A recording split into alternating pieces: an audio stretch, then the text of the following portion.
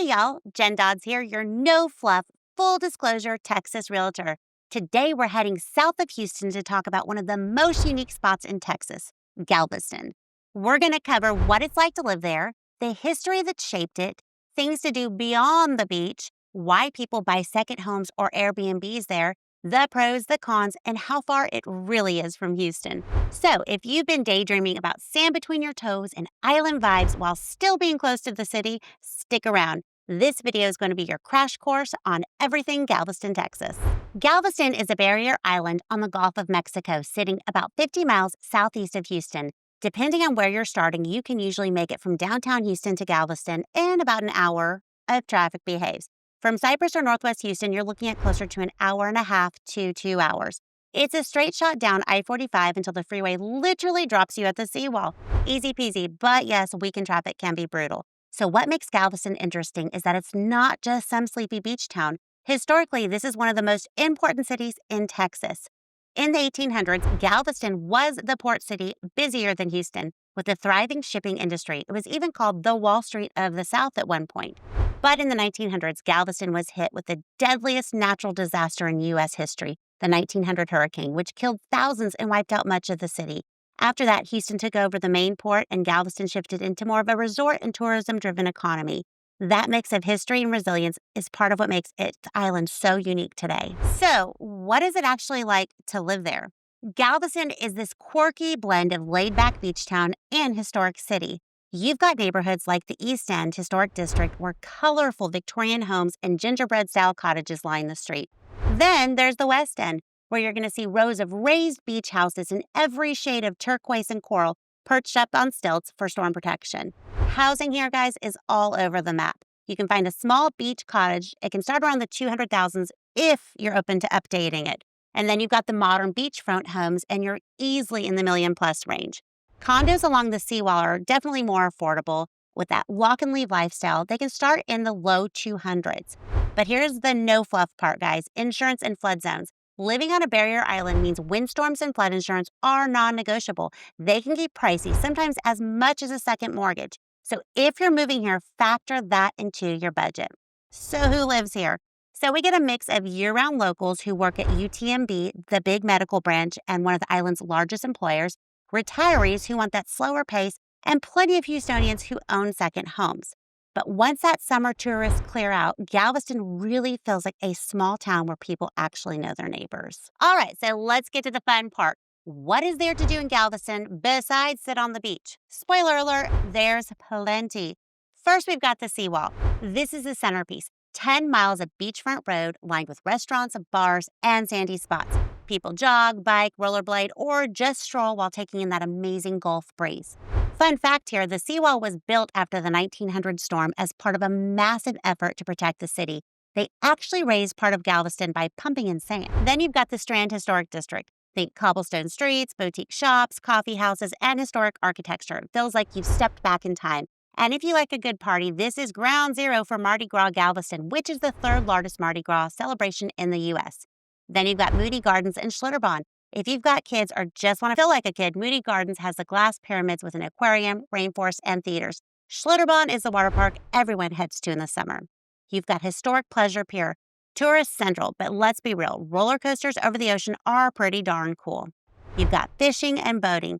Galveston is one of Texas' biggest fishing hubs. You'll see people surf, fishing on the beaches, launching kayaks in the bay, or heading offshore for deep sea fishing. Food. Okay, so let's not forget the food scene here. Shrimp, oysters, redfish. If you want seafood fresh off the boat, this is a place. Mix in Cajun, Tex-Mex, and a few hidden gem restaurants the tourists never find, and you're going to eat well here. For history and culture, you've got Bishop's Palace, one of the most famous Victorian mansions, to ghost tours and old cemeteries.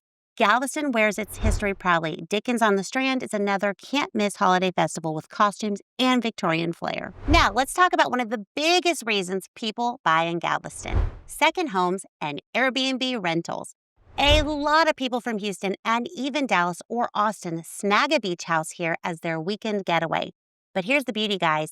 If you don't want to leave it sitting empty when you're not using it, you can use it as a short-term rental. Short-term rentals are huge in Galveston because it's a tourist town. There's a steady stream of families, festival goers, and vacationers looking for a place to stay. That means your second home can double as an income-producing property. You get your personal beach retreat when you want it, and when you're back in the city, it's paying for itself or at least offsetting your cost. But here's the no-fluff side. Not every neighborhood is going to allow that Airbnb, so you got to check deed restrictions and the city permits. This city does require short-term rental licenses, and compliance is strictly enforced, so don't assume you can just list it and go. All right, then you got property management, and that matters. So if you don't want to handle the bookings, turnover, and maintenance, you're going to need a manager, which is usually going to run around 20 to 30% of your rental income. You've got insurance, utilities, and upkeep, especially with that salty air and storms. It can eat into your profits. That said, a well-located, well-managed short-term rental in Galveston can be a smart investment and a lifestyle win. Your own beach escape that actually helps pay the bills. That's going to be really tough to beat. Now let's keep it real with some pros and cons. Let's start with our pros. Pros is you're literally living on the beach. Wake up, toes in the sand, done. You're going to have tons of festivals and community events. You got Mardi Gras, Jickens on the Strand, Lone Star Rally, and more. You've got what can be considered a lower cost of living compared to Houston suburbs, especially if you're okay with an older home. You've got a slower pace of life, no endless freeways, just island time. So let's get to the cons. Cons is going to be your insurance costs. Like I mentioned, windstorm, flood, and homeowners truly adds up on the Gulf. And the salt air destroys everything faster. Think your car, your AC unit, even outdoor furniture. We get hurricanes and tropical storms that are a reality, so you gotta be ready for evacuations. Summer traffic and tourists can make a quick trip across feel like a Houston rush hour. Bottom line, for some folks, the island life is 100% worth it. For others, those cons are deal breakers. That's why I always say spend some time here in July and in January before you decide to move full-time. So let's talk distance. If you're commuting to Houston every day, Galveston is not going to be for you. The drive is long. I-45 is brutal. It turns into a parking lot, and you're going to lose hours of your life. But if you're remote, retired, or working locally like at UTMB or in tourism, then it makes sense. Many people treat Galveston as their weekend getaway. Others make it their home base and only head into Houston once or twice a week. And for quick travel, Hobby Airport is about 45 minutes away, so it's really easy to catch a flight out of there. Okay, guys, so here's the bottom line.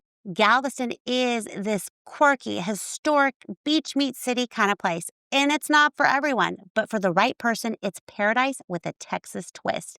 If you're thinking about making Galveston your full-time home or even snagging up a weekend getaway spot, I'd love to be your resource.